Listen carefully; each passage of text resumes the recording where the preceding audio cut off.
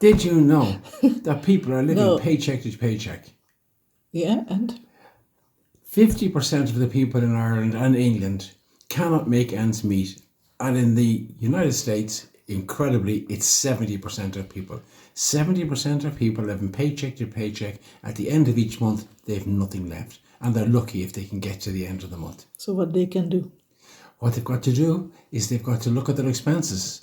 They've got to see exactly where they're spending their money. Must spend.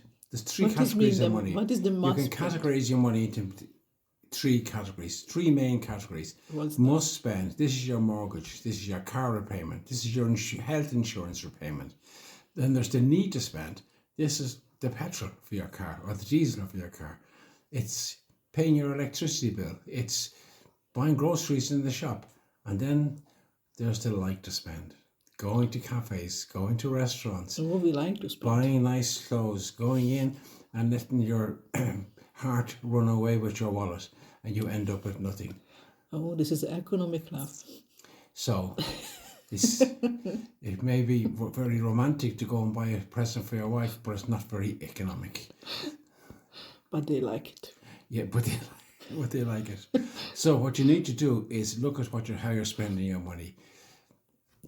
How can I look at that? Export about 3 months of your bank account into an Excel and tag each of your expenses. I can't use Excel.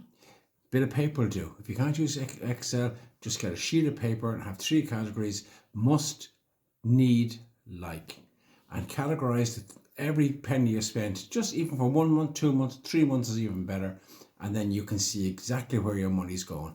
You can see how many subscriptions you've got. You've probably got Disney, you've probably got Paramount, you've probably got Netflix, you've got food subscriptions, you've got club subscriptions, you've got $4 and $5 subscriptions. You have no idea what you took out. So you need to look into all those and start cancelling the ones that you don't use. What about my gym?